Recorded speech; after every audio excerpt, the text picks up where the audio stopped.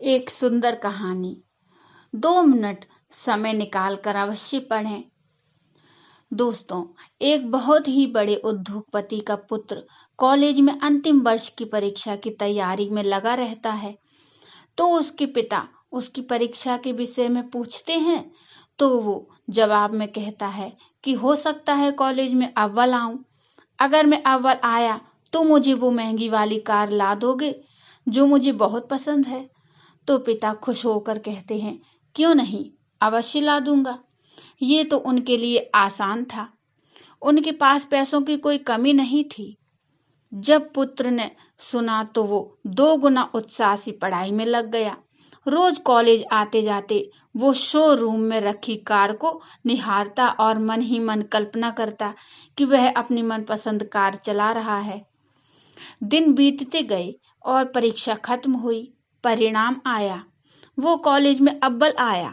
उसने कॉलेज से ही पिता को फोन लगाकर बताया कि वे उसकी इनाम कार तैयार रखें। मैं घर आ रहा हूँ। घर आते आते वो ख्यालों में गाड़ी को घर के आंगन में खड़ा देख रहा था। जैसे ही घर पहुंचा उसे वहां कोई कार नहीं दिखी। वो बुझे मन से पिता के कमरे में दाखिल हुआ। उसे देखते ही पिता ने गले लगाकर बधाई दी और उसके हाथ में कागज में लिपटी एक वस्तु थमाई और कहा, लो, यह तुम्हारा गिफ्ट। पुत्र ने बहुत ही अनमने दिल से गिफ्ट हाथ में लिया और अपने कमरे में चला गया। मन ही मन पिता को कोसते हुए उसने कागज खोलकर देखा। उसमें सोने के कवर में रामायण दिखी। ये देखकर अपने पिता पर बहुत गुस्सा आया, लेकिन उसने अपने गुस्से को संयमित कर एक चिट्ठी अपने पिता के नाम लिखी कि पिताजी, आपने मेरी कार गिफ्ट न देकर ये रामायण दी। शायद इसके पीछे आपका कोई अच्छा राज छिपा होगा, लेकिन मैं यह घर छोड़कर जा रहा हूँ और तब तक वापस नहीं आऊंगा जब तक मैं बहुत पैसा न कमा लूं। और चिट्ठी रामायण के साथ पिता के कमरे में रखकर घर छोड़कर चला गया। समय बीतता गया। पुत्र होशियार था, होनहार था, जल्दी ही बहुत धनवान बन गया। शादी की और शान से अपना जीवन जीने लगा।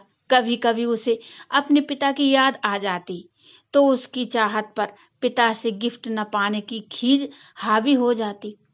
वो सोचता, माँ के जाने के बाद मेरे सिवा उनका कौन था। इतना पैसा रहने के बाद भी मेरी छोटी सी इच्छा भी पूरी नहीं की। ये सोचकर वो पिता से मिलने से कतराता था। एक दिन उसे अपने पिता की बहुत याद आने लगी। उसने सोचा, क्या छोटी सी बात को लेकर अपने पिता से नाराज हुआ। अच्छा नहीं हुआ। ये सोचकर उसने अपने पिता को फोन लगाया। बहुत दिनों बाद पिता से बात कर रहा हूँ, ये सोचकर धड़कते दिल से रिसीवर थामे खड़ा रहा। तभी सामने से पिता के नौकर ने फोन उठाया और उसे बताया कि मालिक तो 10 दिन पहले स्वर्ग सिधार गए और अंत तक तुम्हें याद करते रहे और रोते हुए चल बसे। जाते जाते कह गए कि मेरे बेटे का फोन आए तो उसे कहना कि आकर अपना व्यवसाय संभाल ले।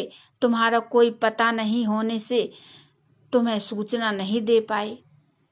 ये जानकर पुत्र को गहरा दुख हुआ और दुखी मन से अपने पिता के घर रवाना हुआ।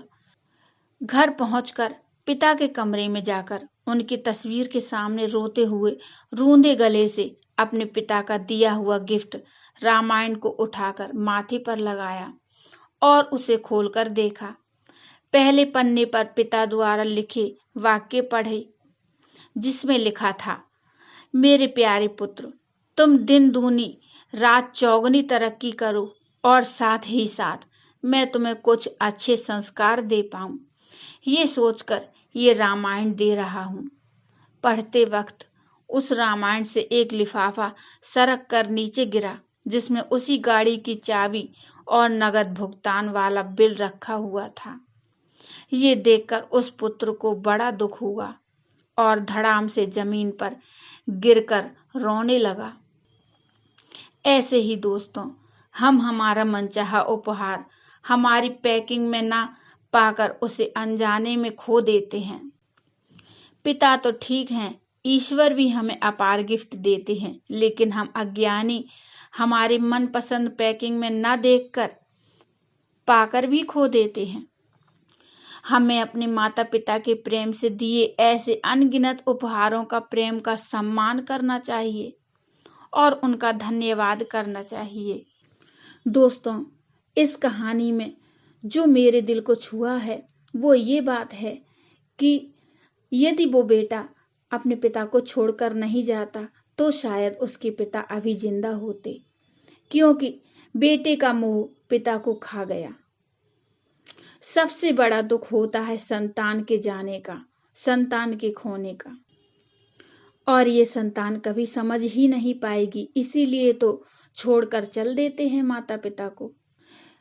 दोस्तों, मेरी बात अगर आपके हृदय को छुई हो तो इस कहानी को आप चाहो तो अपनों को शेयर करो। हो सकता है और कोई पुत्र ऐसे ही अपने पिता के गिफ्ट से वंचित ना रहे, उनके प्रेम से वंचित ना रहे। और अपने विचार या सुझाव मुझे कमेंट में जरूर बताइए।